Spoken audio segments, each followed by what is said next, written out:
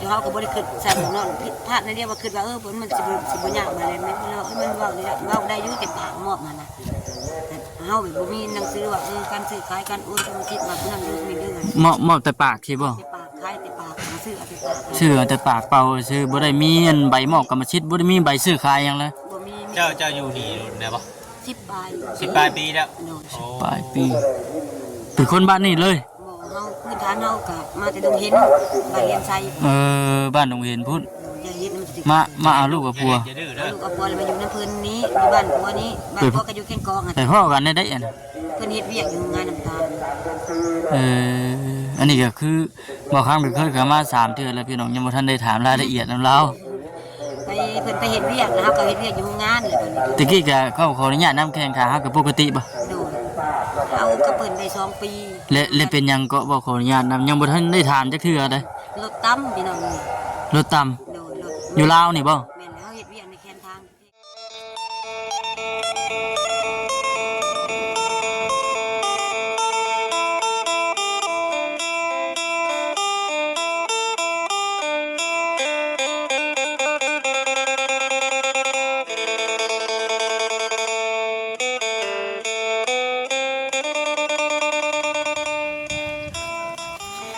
พี่น้องเนาะเปิดคลิปเปิดภาพมากอะ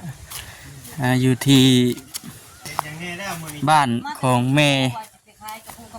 แม่ยังก็ลืมเลยแม่น้อยเอาสบายดีเด้อทักทายสบายดีเด้อพี่น้องเด้อเนาะวันนี้ก็ได้มีโอกาสเดินทางมาตั้งนี้ก็โอ้แวะเข้ามาเยี่ยมยามเบิ่งมาตั้งแต่มื้อที่ว่าเราขุดกระปูมื้อนี้ได้ไปอีกแล้วบ่มันจะไปขายอยู่แล้วแหละตรงยางเลยพอดีบัดรถพวกอ่านมาจะสมบูรณ์เก็บผักบุ้งแน่เราหากมาแต่ขุดกระปูพี่น้องเนาะเมื่อนั้นก็ไปขุดเถื่อเป็นช่องทางหาได้เพิ่มอีกแมนพอดีซื้อกินซื้อจากซื้อเกลือเป็นเงาพริกนี่แหละในครอบครัวแต่ห้าขุดอยู่ใช่ตรงหน้านี่บ่ไปผ่าบางทางพูดเมื่อแต่เก่าก็ขุดแค่ไว้หน้านี่แหละโอ้หน้าเจ้าบ่นี่หน้าปูหน้ายาอ๋อมาอยู่น้ำปูน้ำยาบอกกันอยู่เงินดินเขาเองแต่ว่าหน้าเป็นน้ำเพลินเห็ดหน้าเพลินอ๋อเห็ดหน้าน้ำเพลินแม่เห็ดหน้าเพลินโดยหน้าเพลินเดี๋ยวเขาบ่มีหน้าเราหน้าเพลินเอากระปุกมาเพลินได้เท่าไรมื้อนี่ได้จักพันแล้วยังบ่ได้ไปเลยเห็ด3 ธงว่าธงละ10ว่ากับผักบุ้ง10 มัดเราสิพาลูกสาวผักบุ้งนะ10 มัดกระปูนะ3 ธงไปกะเป็นช่วยแหละพอได้ไปกะผักบุ้งแล้วกันขุดคู่มือบอกกระปูนี่กะมือเรียกกับไปนี่แหละมือใดแม่บุญที่เขามาเขาก็บ่ได้ไปยันว่าเพิ่นมาบ่พ่อเนาะเพิ่นเข้ามาเพิ่นโทรมานัดก่อนบ่บอกแล้วมีแต่ว่าถามเพิ่นแหละว่าสมมุติว่าคือมื้อนี้เพิ่นออกมาแล้วก็ถามเพิ่นบ่ได้ออกมาเข้ามาประมาณ2 มื้อสิลงปักซีบ่ลงไปใต้โดยจะคอยจะได้ไปหากินให้คือว่ามีเฮมีเสามีหยังเรียบร้อยแล้วล่ะโดยผู้ใหญ่จะดีเพิ่นทางทางแม่บุญนี่แหละเพิ่นซอยเรือเฮาจะเฮ็ดเฮือนว่าเฮ็ดเฮือนให้โดยทางผู้ใดมีทางใดก็ซอยกันสมทบกันสิบ่แม่นเลยผู้เล็กผู้น้อยเพิ่นว่าทบกันเนาะโดยทีมงานของอ้ายก็ด้วยคนไปกันลูกสาวบ่คือลูกชายนี่ลูกสาวโดยสบายดีมั้ยลูกสบายดีผู้นี้แหละผมมักไปหากระปูนำแม่เลยจักคนลูกน่ะ2 คนผู้ชายไปทางใดผู้ชายไปลินหอดยามเพิ่นดินเนาะไปลินบ่มาอยู่เฮือนดอกอันนั้นมากบ่ถึงกับน้องกับเฮาบ่ได้ใหญ่ดอกหักดื้ออ๋อบ่ได้เข้าโรงเรียนซ้ำบ่ยังบ่เคยเข้าจักเทื่อบ่ว่าจะไปเข้าบางอย่างนี่ก็อยู่ในบ้านดงนกุลบ่มันใกล้นี่เพิ่นว่าบ่ให้เขาว่าเป็นหยังเพิ่นไปเข้าบ้านดงนครเองมันอยาก4อยู่ลุมเพิ่นเฮาบ่ให้ลูกไปมันไกลเนาะนั่นแหละอย่าลิ้น1มาก็ไปทางนี่แหละรถล้างนี่แหละพี่น้องเอ้ยย่านรถล้างเฮาบัดบ่วันใจลูกเฮาแม่นอยู่ขี่รถเป็นบัดว่าบ่ได้นฮอดมึงมันขี่ให้ขี่รถเป็นขี่รถน้อยยังบ่เป็นวันนี้ผู้เป็นพ่อได้ย่างออกไปบางอย่างนี่ไปโทรถามเขามาเบิ่งผักบุ้งเสียผักบุ้งย่างไปซื้อบัตรผู้เป็นพ่อมันยังขี่รถขี่ยังได้อยู่ว่าได้คำว่ามีรถมีรางยังว่าให้เราไปส่งเนาะรถเฮาบัดบ่มีแต่รถถีบนั่นแหละเพิ่นซื้อให้แล้วกันแบบมีคนสั่งที่ว่าเฮาไปขุดน่ะบ่แล้วไปขุดมาขายเองเฮาหลอกขายโดยเนาะนี่บ่ได้ซื้อเฮาก็ขายตัวเลิกตื่นเนาะแม่นบ่เฮาขุดหม่องเดียวนึงเฮาขุดหม่องมันเป็นป่ากระแดงมันเป็นคันนาเขาดิเดี๋ยวมันเผื่อลงทางเอานั่นแหละหมุนเอานั่นแหละกับพอดีลูกสาวลงไปนำเอาแล้วก็ขึ้นมาไปรุ่นนั่นแหละขึ้นมาก็ขุดแต่กระปูกบก็ได้อยู่บ่ได้อยู่บางมื้อก็ได้มื้อซื้อของแม่ขุด ตลอดเนาะ จัก บ่ได้ว่า เว้นสิได้แย่ได้อย่างนั้น บ่ได้ เนาะ โฟกัสว่าแต่สิไปหาน อกจากว่าหูมันน้อย เป้าหมายคือขุดกระปูอย่างเดียวขุดอย่างเดียวน อกจากขุดลงไปแล้วมันลึกนะฮะก็แย่เบิ่ง เออ หาแย่เบิ่งก็ว่ามันลึกแล้วเฮาก็บ่ขุด เป้าหมายมันว่าสิไปหาขุดกบนะขุดกระปูใกล้กัน กบมันเฮาเกาะรอแถวใกล้มันบ่อยากมีส่วนหลายกันมันไปไกล คือว่าแต่ละปีนี่แบบว่าเจ้านั้นโฟกัสแบบปลูกพวกเครื่องคายไปยังนำบ่ แม่นพอได้จุนเจือครอบครัวนี่แหละพอได้ซื้อข้าวซื้อน้ำกินแต่ได้มาก็ได้เพิ่นบ่ข้าวน้ำความกินเฮ็ดน้ำมันก็บ่พอกินเนาะมันบ่ได้ล่วงได้ลาว ว่าขออนุญาตนำบัตรยามหายามหน้าได้เจ้าก็ลงไป มีแต่ผัว ซอยบ่ได้ว่า เพิ่นวานเอา ว่านเอาบ่ แม่นน่ะนอกจากบ่ได้มันห่างบ่ได้กล้าตีแล้วเฮาไปลกให้เพิ่นแล้วเพิ่นไปดับ ลุกนี่แม่นนั่งเลย นั่งตั้ง ลูกก้าให้เพิ่นน่ะไล่อยู่ ได้ อ่า รับจ้าง แล้วก็ ก็ ให้ ได้ เพิ่นไปล้ํ แม่น รับจ้างนี่ก็ได้อยู่ ได้ จัด มื้อหนึงล่ะมื้อหนึงสูงสุดได้เท่าไหร่ คะแนนก็จริงง่ายนี่ก็200 ป๊อดเถอะ คันการยากแน่ก็มื้อละ100ก็บื้นใจ ก็ถือว่าเก่งได้หลาย200ก็200,000ก็มัดละพันบาทเฮากัน มัดหนึง2,500ได้ มัด1,200 เออเฮงได้หลายกว่าบ้านเฮาอีก ประกาศยังได้บัด มื้ออื่นมันชิ้นใส่บาท เออ เพ่งนี่มื้ออื่น ให้อันดอกหมอกดอกไม้เจ้ายังบ่ทันได้เป็นซะเนาะ เนี่ยมันได้ก็มีอยู่กับ เก่ามัน ต้น เอ มันยัง อ บ่ใหญ่ นั่นเด้ นี่ ต้น เก่าเรายังว่าพอได้พอยามมื้อวันศีลที่พอได้ขาย เก็บไปทาน ดอกไม้ มันตายอยู่ช่วงวังอันนั้นฝนตกแล้วปานนี้เฮาบ่ได้คูนขึ้นแล้วมันบวมตายกงดอกยังไงไปได้ตรงบวมดอกได้เก็บลงวัดมัน กินเจ้าชื่อบ่อยู่ ซื้อกระเมนไปซื้อกระเมนแบบโอนเอาน้ำยาราคาถูกอะไรคนไทยแล้วก็โอนเอาน้ำเพิ่นแล้วก็อันนี้เฮ็ดหมอบใบกรรมสิทธิ์ให้เบิด แต่หลนพุ่นเนาะ บ่โดนแล้วเฮ็ดหมอบใบหมอบกรรมสิทธิ์ให้บางในบุญละสิ อ๋อว่าง่ายว่าหากระซื้อมอบกับมาชิดค่านี้ ตะกี้เห็นว่าจ่ายเงินให้แล้วแต่ว่ามันบ่ มันบ่ขาด มันบ่คักแม่นแหละมันเป็นแบบว่ามันใหญ่มันยากกันภายมือหลัง อ๋อ ภายมือหน้าก็มันยากเนี่ยแหละอย่างเอ้ยน้องเพิ่นบ่หรือว่า ญาติหลายคนเว้าเนาะ แม่น เพราะ จะ ว่า ได้น้องนุ่มเพิ่นก็มีเอื้อก็มีเพิ่นจังได๋ก็ของแม่กูบ่ได้ให้กูว่านะแม่เพิ่นก็ว่าตกลงบ่ให้ผู้นี้โลดแล้ว โดย ต่างคนต่างว่าเข้าใจกันแล้วก็เฮ็ดมอบให้เฮ็ดใบบอกกรรมสิทธิ์ให้จะเป็นของเฮาเองเบิดเป็นกับผัวกับลูกนี่แหละ โดย แต่มันไม่บุญกันว่าเฮ็ดให้มันละเอียดแต่มันเป็นมาคือเข้ามาแล้วมันยาก มันยากเนาะ เฮ็ดหยังกับมันเป็นภัยภายหลังครับก็บ่คับภายหน้าก็บ่คับหยังก็ได้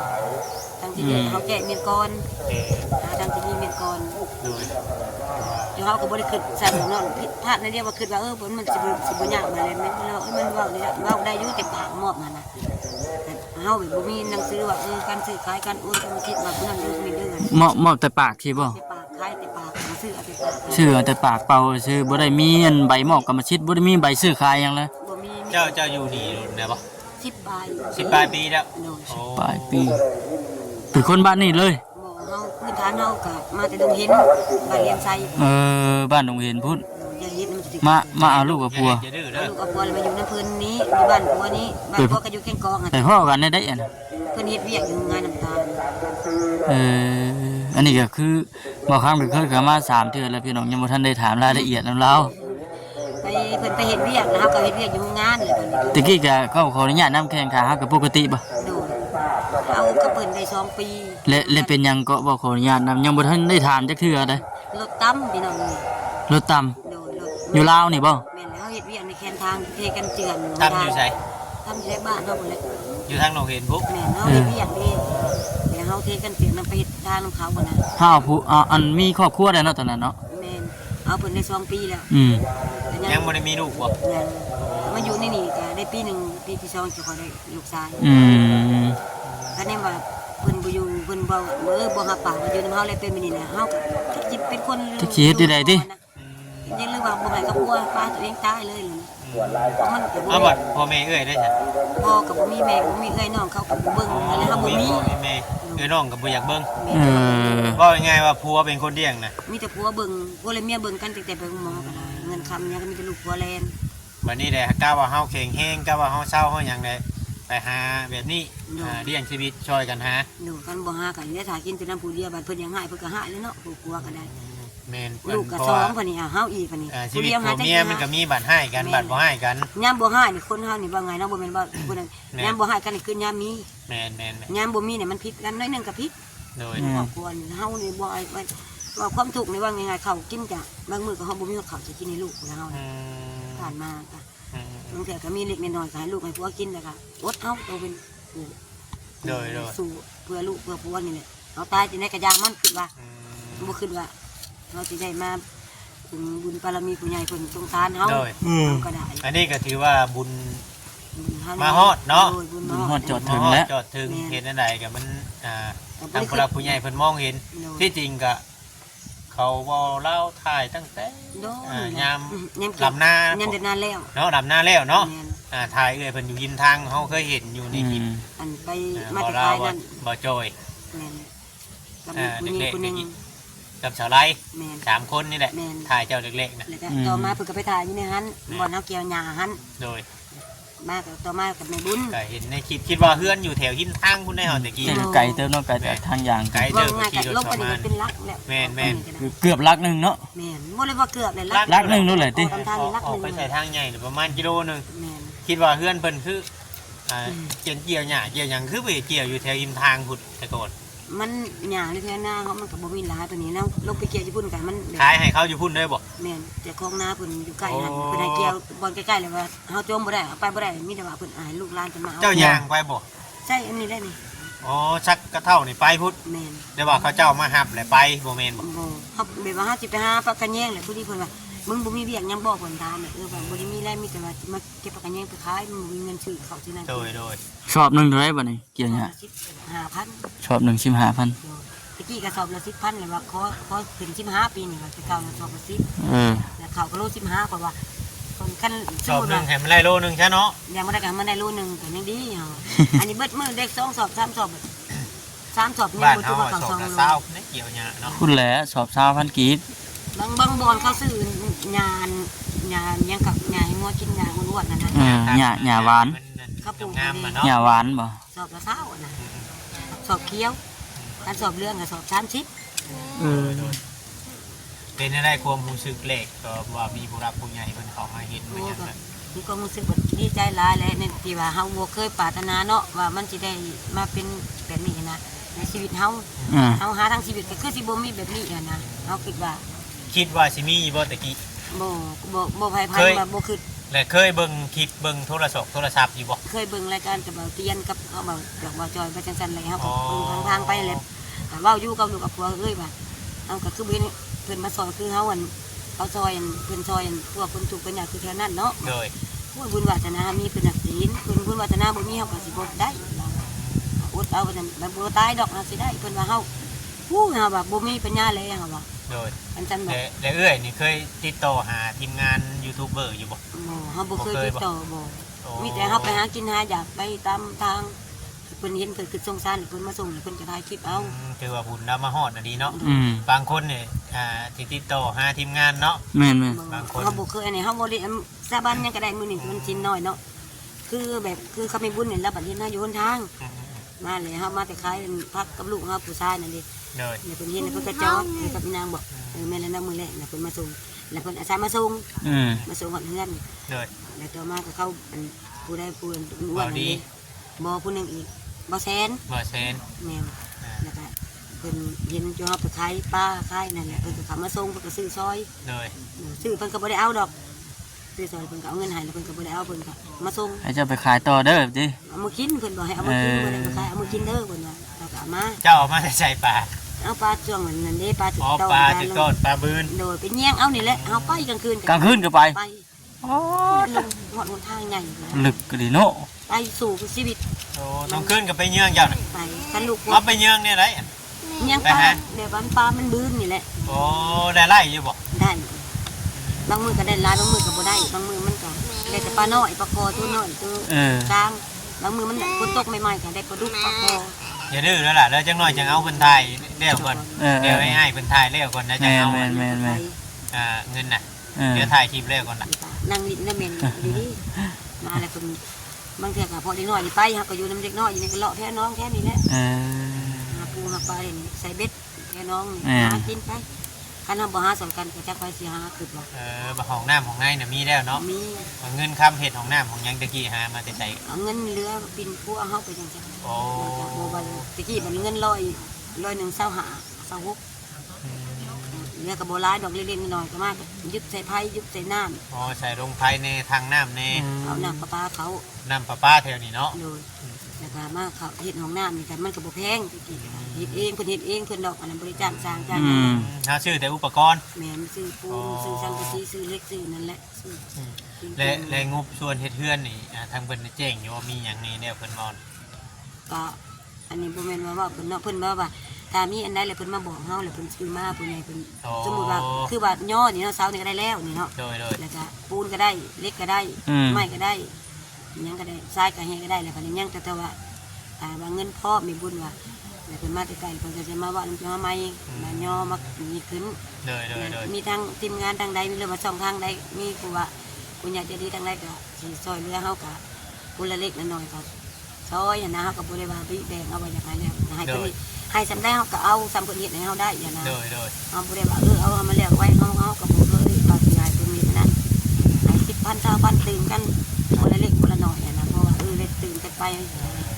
เฮาก็เพิ่นเห็นทางใดเฮาก็สาธุอันเพิ่นฝึกสงสารเฮาก็ได้คือเห็นนั่นแหละเงินก็สิลงทับมื้อใดก็ได้เงินก็ปัวเป็นเบิดแล้วอันที่